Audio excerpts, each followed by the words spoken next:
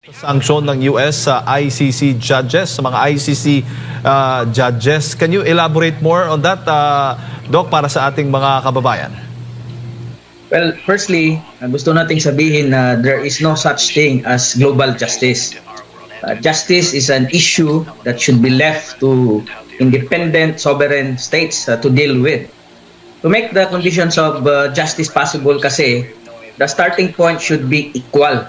Now, when it comes to global justice, in the global arena, the conditions are not equal. The starting point of countries is power and the hegemonic relationships among nations. And because of that, we see that the ICC is losing relevance, and the United States and Russia are making it manifest na walang kwenta itong ginagawa nila kasi they can only deal with and try leaders of small powerless countries, pero wala silang magawa when it comes to powerful and countries that have the means and influence, including the resources, to be able to deal with them. So yun ang nagiging problema natin. So given that, kasi uneven and unequal ang sitwasyon, how can you consider kung ano man ang magiging desisyon ng ICC as a just and fair decision when they can only deal with the leaders of small countries such as ours? And in that regard, I do not believe that they have the moral claim to be able to render any judgment against our former president. Kaya nga, Doc, napatanong yung ilan sa ating mga kababayan, saan ba nanggagaling yung lehitimong otoridad ng ICC? Sa international law ba talaga o sa geopolitical power? Well, dalawang bagay kasi yan. We have what we call ideal jury. Dito sa ideal jury, sa international law, pwede nating sabihin na countries can enter into an agreement, itong tinatawag natin na Rome Statute. Pero there is also what we call real politics. And so itong global hegemonic order, actually, when it comes to global politics, yun ang nagdidikta. So meaning to say, itong ideal jury which the ICC is founded on is something na wala talaga siyang relevance when it comes to these issues. Kasi what it can try are these parang helpless countries na walang magawa in terms of defending their sovereignty and independence against this hegemonic order in the world. So if you look at it, ang Western media may bias na against the former president. And given that, we cannot expect a fair and just trial in that regard. Opo, dahil pinapakita, di ba, hindi ho ba itong US sanctions na ito laban sa mga US judges, ICC judges, na ang international na batas ay umiira lamang kapag hindi sumasalungat sa interes ng mga kapangyarihan o makapangyarihan. Well, this is precisely the problem and the issue. Okay? Kasi if you come to think of it, kung pag-iisipan natin at pagtutuunan natin ng pansin, it's critical to look at the context. Kasi if they can only punish, well, in that respect, those leaders who do not have the means to in any way influence the outcomes of these big global events. So, how can they assert claim na meron silang moral ascendancy to try leaders such as President Duterte when in fact, kung titingnan mo, Netanyahu allegedly through the, well, what is happening in Gaza has caused the death to more than 60,000 people, more than half of them children and women. If you come to think of Russia, hundreds of thousands of people have been destroyed and thousands more killed. And yet the ICC feels that it is actually helpless. So ano ang substantive argument ng ICC to pursue justice for the world? So when in fact, it only chooses those countries in terms of implementing the type of justice that it wants to impose. So given that, nakikita natin na in terms of moral reasoning, wala nang silbi ang ICC. It has lost its credibility. Oo, malinaw po yung, Doc, na sabi po ninyo, bukod sa Amerika, may Russia pa. Itong Russia, kinonvict pa talaga nila itong mga ICC judges at yung chief prosecutor in absentia. At sabi mo nga, at baga ito yung tugon at paghihiganti, retaliation baga ng Russia doon sa inilabas ng ICC na arrest warrant laban kay President Vladimir Putin? Yun nga, ang nagiging problema nito is it is as if we are surrendering our sovereignty to the ICC. Now, ano bang pwedeng magawa natin? We cannot do anything in the same way as Russia did. Pero ang pwede nating gawin is kailangan nating i-assert yung sovereignty natin. We have a functioning justice system. Huwag naman nating ipakita sa mundo na our democracy is dysfunctional, that we cannot try the president here. For the sake of argument, for instance, if there is validity to these allegations, then we can do it here kasi we are a sovereign and independent state. So we cannot let Western societies make judgment upon our people, upon our history, upon our leaders. Because if that becomes the case, then we are submitting ourselves to these unfair conditions in the global arena when it comes to the issue of global justice. Po, ang tingin kasi ng ilang, lalo na ng mga kritiko, Doc, tayo daw isang failed state, yung Pilipinas, pagdating sa hustisya. Well, that is a mistake and that is the way Western media sometimes portrays us. Ang isang problema din dito dahil sa antagonism of the former president against the mainstream local media, they also portray President Duterte in a bad way. Parang unfair kasi you have to look at it in terms of context, in terms of the proper historical narrative. Bakit ba naging presidente si President Duterte? He fought against the elite. He fought and stood up against the oligarchs. And because of that, if you look at mainstream media in the Philippines, a lot of its interest is something that's influenced by the oligarchy, influenced by the elites. And because Duterte is the arch enemy of the elite, this is how they portrayed our president. Kaya ito ang nakukuha ng mga nagbabasa ng media outlets in the Philippines doon sa labas. And because of that, the framing, yung pag-iisip ng Western societies against President Duterte is they only see him in a narrow way, myopic tunnel vision. Nakikita lang nila yung mga allegations that are portrayed in the negative way, pero hindi nila nakikita the types of change, reform, and the kind of radical leadership that he used in order to at least face up to the enemies of the Filipino people. Sino ba tunay na kalaban natin? It's not President Duterte. Itong mga elitista sa bansa natin because they are the ones who have been oppressing our people. And because of what has happened to the President, it's as if we are using the ICC, arming the elite in order to, in that respect, put into this very difficult condition the former President. But who are we surrendering? Sino bang sinusurrender natin? Hindi si PRRD. We are surrendering actually our sovereignty to the hegemonic power of these powerful countries who actually control the world. Yung ICC is just an arm, but instead of pursuing justice, we have seen, given the issues concerning Russia, Israel, and the United States, nakikita natin na that's lost ground. Wala siyang moral credibility. Pwede pang sabihin may legal foundation siya because of the Rome Statute, but in terms of moral credibility, I think there is a big problem there.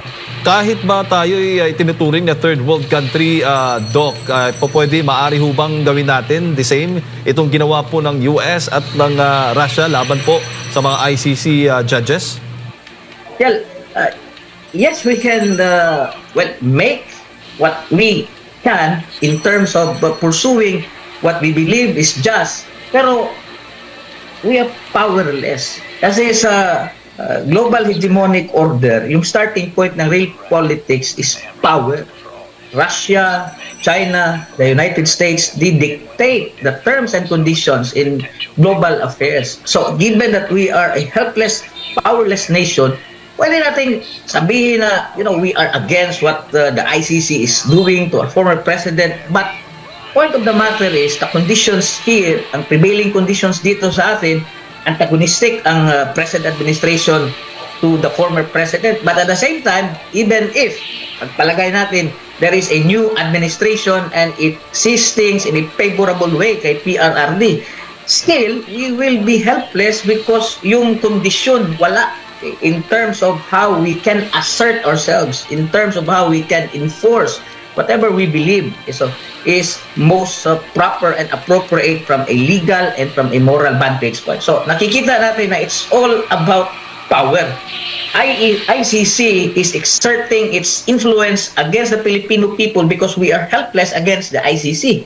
But at the same time, we also realize that the ICC is helpless when it comes to Russia and the United States. Walang magawa. Kahit justices nila, they are reduced into their bare minimum. Hindi nga sila maka-order ng pagkain online. And that only explains na sa mundo, there is no such thing as justice. Walang saysay na, kumbaga Doc, itong paghahanap natin ng hustisya sa isang institusyong madaling gipitin po ng economic sanctions.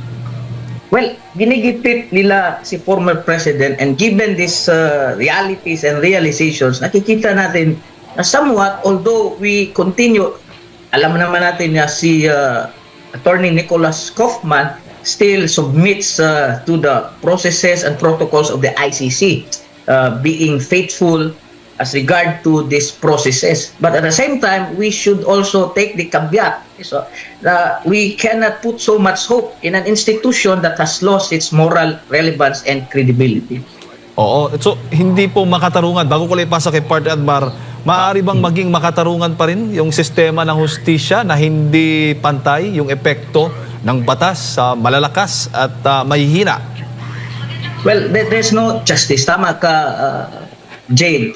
Hindi mo sabing makatarungan yan siya kung ang judgment nila is something that's only possible kung ang tao na nandun, that they are trying, comes from a country who feels helpless and powerless. Doc, magandang umaga, may buntag si Admar po, no? Good morning, Admar. Marami po, maliban sa doon sa Amerika, dito po sa Russia, sa China, marami pang mga bansa din na umaatras or ayaw na magpasaklaw dito po sa ICC. Ano po kaya ang mensahe ng ganito pong mga hakbang ng iba pang mga bansang recent lang ngayon na nagpahayag is ang Venezuela po, no? Una na rin nagpahayag yung Hungary at yung iba pang mga bansa dyan po sa South Africa. Well, these countries are beginning to realize that the ICC is losing its moral and political relevance. Kasi tingnan natin so for instance, in terms of the economic aspect of global realities, okay, you have the World Trade Organization, and then it wants fair trade among nations. Pero nakita mo si President Trump, he imposed heavy tariffs even against our country. Now we are a developing country. He unilaterally has imposed these tariffs to the detriment of globalization. That you look into the military aspect of this. Okay, yung United States invading Iraq, invading Afghanistan. May nagawa ba ang United Nations? Wala din. So we have seen a lot of these international tribunals, these international courts, they're losing ground. Kasi when it comes to the global order, yung mga powerful countries lang ang nagdidikta. So that kung member ka doon, you realize na ang kondisyon is uneven and unequal. Ano pang silbi of becoming a part of it when in fact, these superpowers are actually the ones who decide and dictate kung ano at kung saan, ano ang magiging picture, okay, ng trade, ng political, including the economic order in the world. So given that, I don't think there's value even dito sa West Philippine Sea. Okay, nanalo tayo sa arbitral tribunal, but look at what is happening. Okay, so we're being continually bullied, and then the antagonistic reaction of the Philippine government against China has exacerbated the situation. So given these things, nakikita natin a lot of these things need a proper kind of contextualization. Tingnan natin ang history, tingnan natin ang tama na narrative. Because if we insert ourselves into these issues, nakikita natin na we are put at a disadvantage. Kung gusto natin ng just na lipunan ng isang mundo na makatarungan, then we have to look at a fair starting point. And in that respect, itong ICC, it's not fair ground. Kasi nakikita natin na it can only prosecute leaders of countries that are powerless, but it cannot do anything against, it cannot implement whatever judgment it gives, okay, so, to the leaders of powerful nations. May real talk naman yung presidente ng National Assembly ng Venezuela. Ang sabi niya rito, and I quote, "It is to demonstrate yung plano nilang pagtiwalag, it is to demonstrate and denounce to the world the uselessness and subservience of an institution that should serve to protect the people." Doc, ano masasabi mo? Well, ang isang bansa kasi, yung dignidad natin is something that rests upon our sovereignty. Meaning, we are independent as a nation. We pursue the common good based on our own democratic ideas. Ano ibig sabihin yan?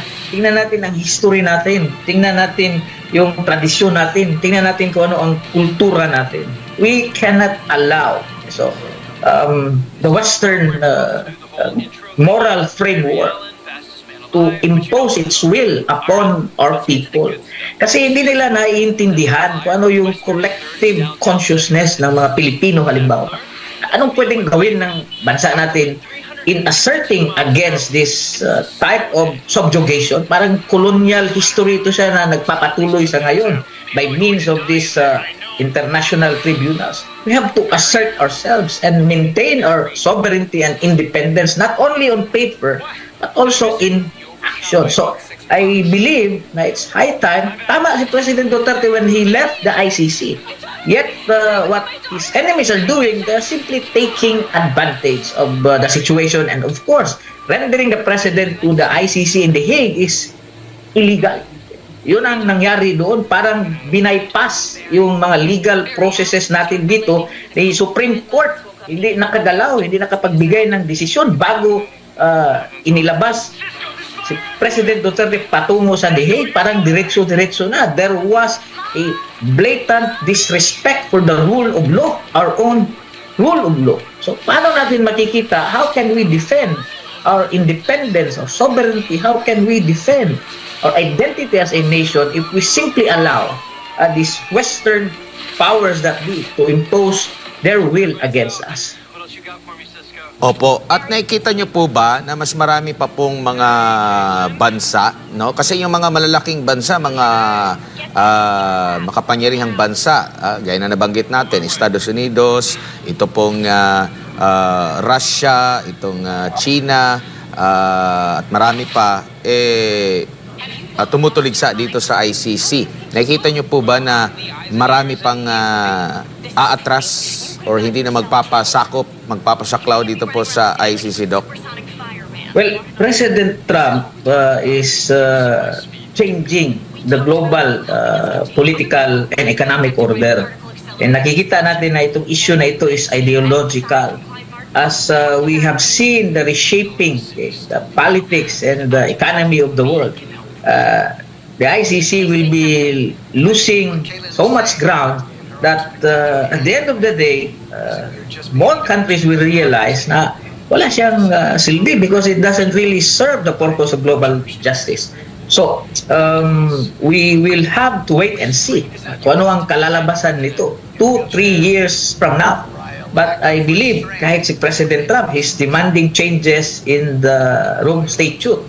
And bakit niya pwedeng gawin yan? Okay, so, he imposes sanctions whenever the ICC doesn't agree. So, kung tingnan mo, it's just one powerful man against an institution that's supported by many countries by way of a mutual treaty.